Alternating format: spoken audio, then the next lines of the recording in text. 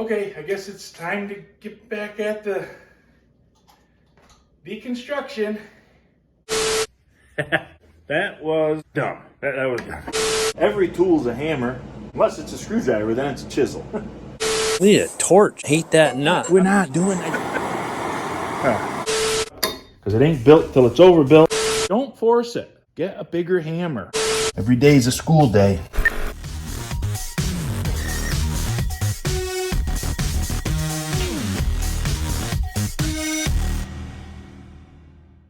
Yep, it's time to finish ripping up this floor and I guess get some tile down.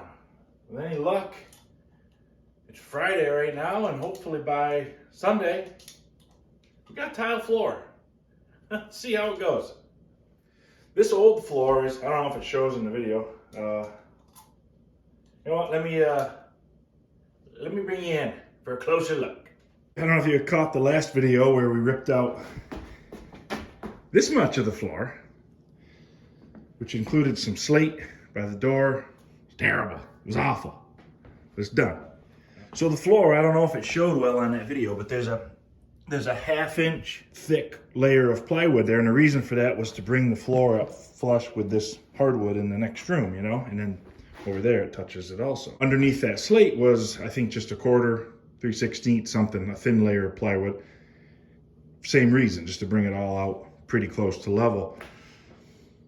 But when I put the new tile down, obviously the tiles are thicker than linoleum, and also you have to put down what they call a decoupling layer, which we're going to talk about a little bit later, but that adds some thickness. So the decoupling layer that I bought is supposed to be the right thickness so that it'll all come out when everything's finished to 3/4 of an inch and match perfectly with my hardwood. We'll see about that, okay? Perfectly, come on.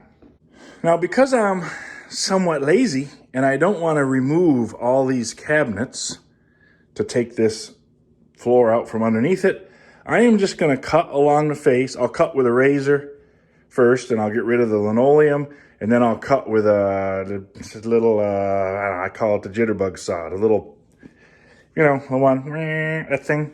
I'm going to cut all around. I'll cut through the plywood, through the 1/2 inch layer of plywood, all the way around all the cabinets. You got to get the stove. No, that's not the stove. That's the refrigerator and the stove out so that I can get the floor that's under them. Then we can rip all this stuff out of here. And then the demo ends, and it's time to start building back up instead of tearing down. So that'll be good. Kind of looking forward to it, although I do like demo. Okay, let's just tear into it here. One day later. Just wanted to catch you up here. Went around and scraped off all the glue and all the old plywood where it tore up and made a mess, you know. Got that all scraped down.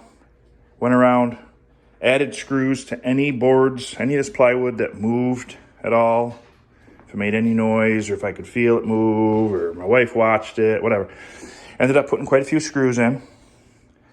So the floor is all nice and solid now. And then there was places where the glue had tore up some of the underlayment, really tore through some places, 2 or 3 layers.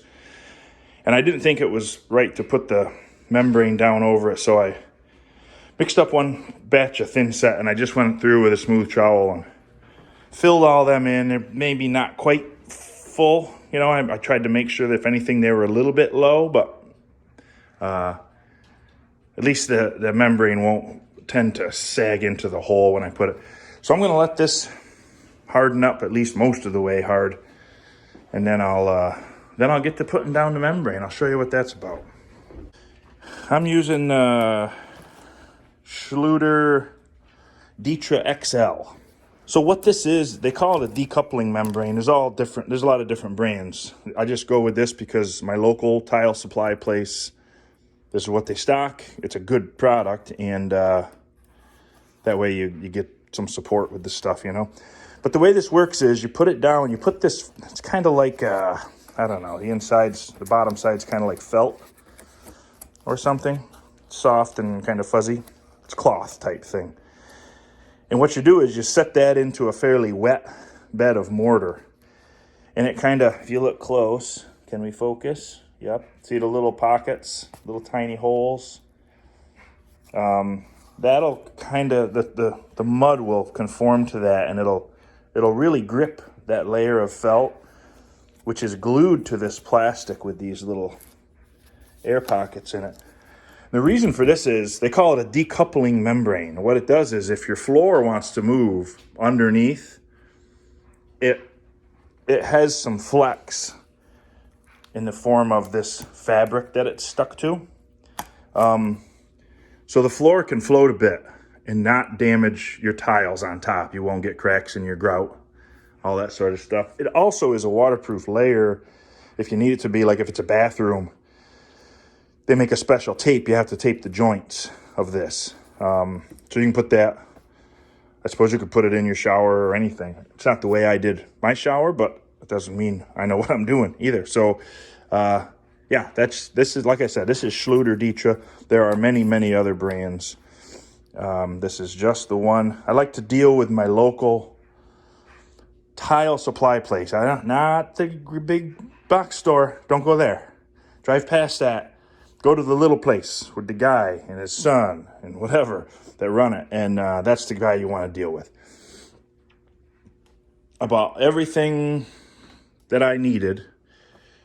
Tiles, mud, these rolls of this Ditra. Try to buy everything, like the whole system. Try to buy it there, because then you know that everything works together.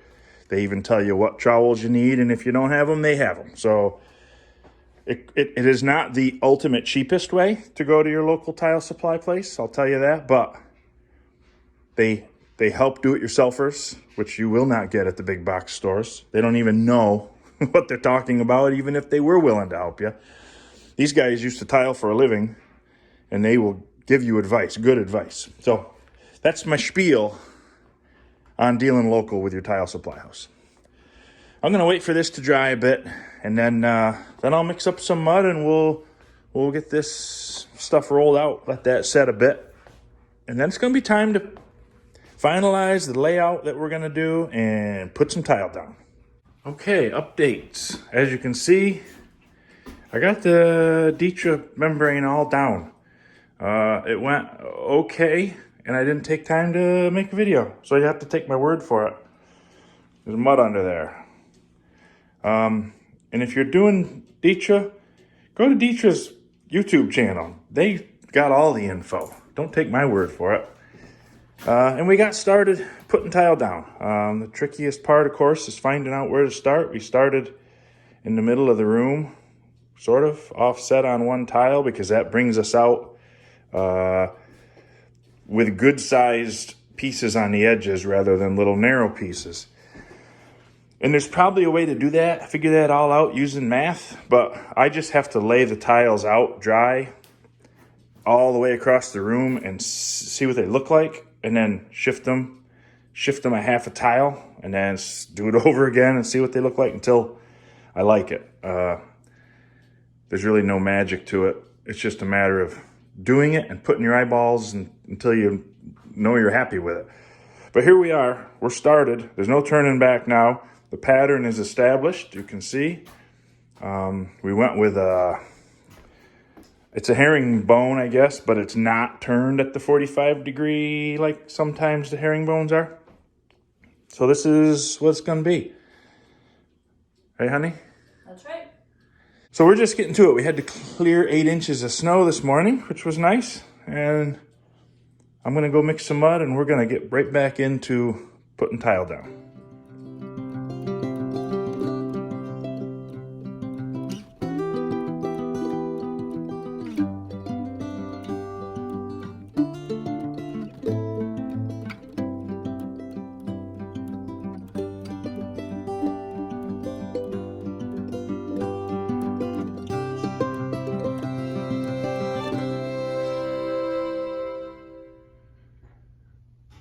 Good news is we got quite a bit of floor done. We got what we needed done so that I can get the island back and that people can come and measure for the countertops. The bad news is they're coming in the morning, so I gotta get the island rebuilt. I already started on it a little bit. Come on down, I'll show you what I'm doing. So the island consists of one cabinet, and then it had a back panel, and then an end panel, and then the dishwasher goes right next to this cabinet, and then it had a countertop on top. Well, the countertop is going to grow. It's going to grow this way. It's going to hang over the back further, and also decided we want to make it a little bit longer. So I'm going to make a new back panel here, a new end panel, and it's going to have like an 8-inch deep bookshelf on the very end.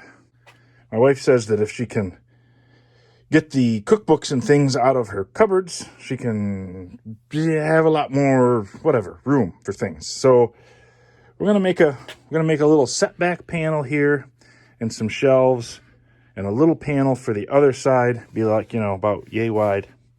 It'll go on the front there, and then you'll still have your cubby for the dishwasher, but on the end you'll have a little bookshelf. And I gotta get it done in just a couple of hours, because I still got to rip the old countertops off, and they're coming tomorrow to measure. So ain't no time to waste. I know it looks like a Cheech and Chong video in here, but my chop saw blade, I put a new one on, and it matters which direction the teeth are pointing. And if they're not, it's a chop smoker. It's all fixed. Everything's fine except for can't really breathe. Very good. Let's go. We gotta move.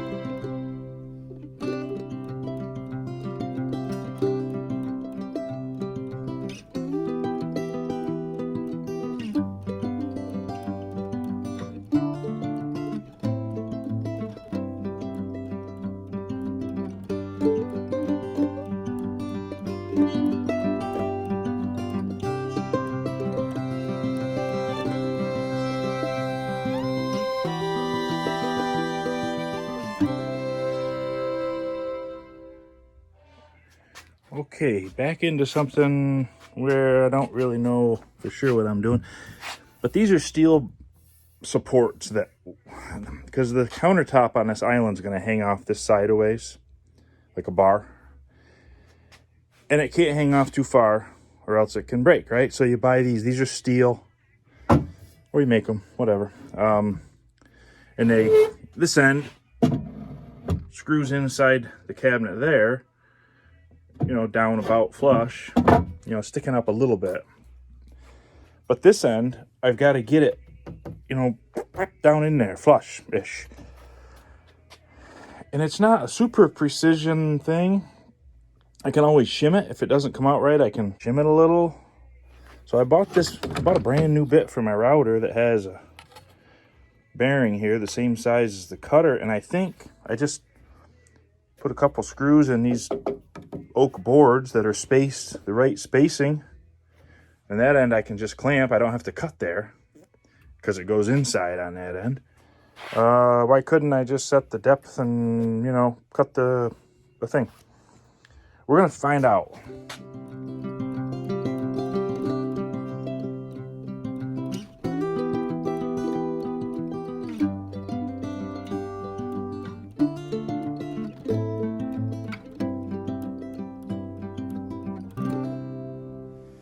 Living proof. Even a blind squirrel gets a nut once in a while. That looks like that's about near flush. This is, it's sticking up a little bit proud, but it's That's good because I want the countertop to touch it, not the wood, you know, I guess. Seems like. So I think that's a process. I just got to do it 2 more times. One down on the new part, one on this other one in the middle. And that'll give me 3 of those steel supports, which should be more than enough to hold the heft of the new countertops. Wish me luck.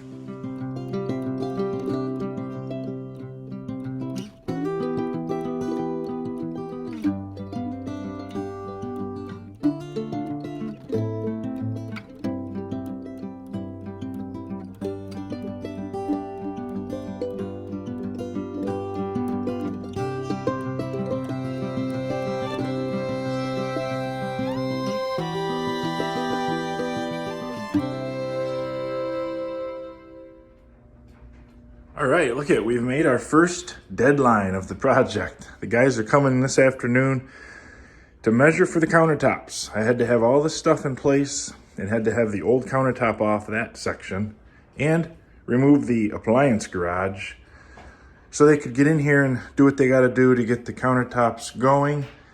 That's like a 2 to 3 week process to get them back here. So that's why we really wanted to not miss this time slot that they had available. They'll be here today.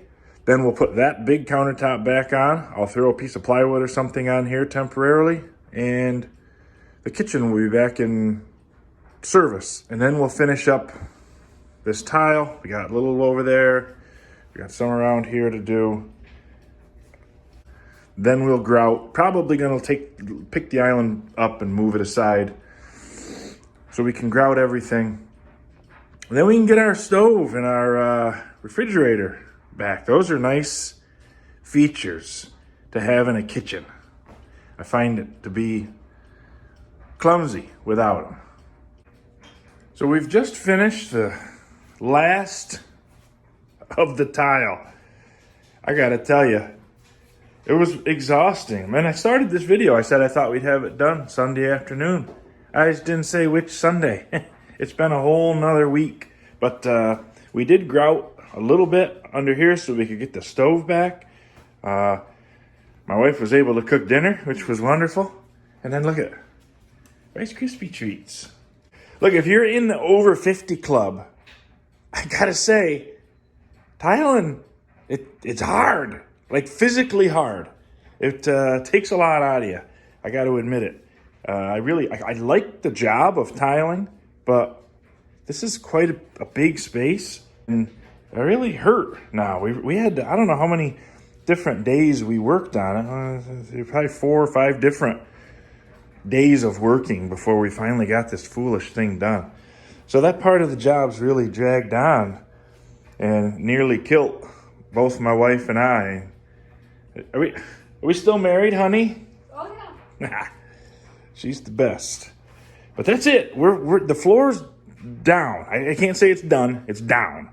And we got grout to do, and we're gonna be able to get the kitchen, get the refrigerator back, get things back up and running. We had to take time to do the island because we had to get that countertop process going, because it's like 2 weeks.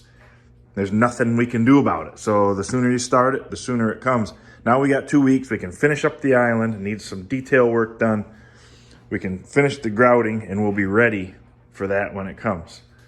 So that's where we're at. We're gonna have to leave it right there. My wife is off next week, so she will be, working on her cabinets and all sorts of things. This is a good breaking point to end this episode. We're gonna bring you right back and show you how this project is coming along.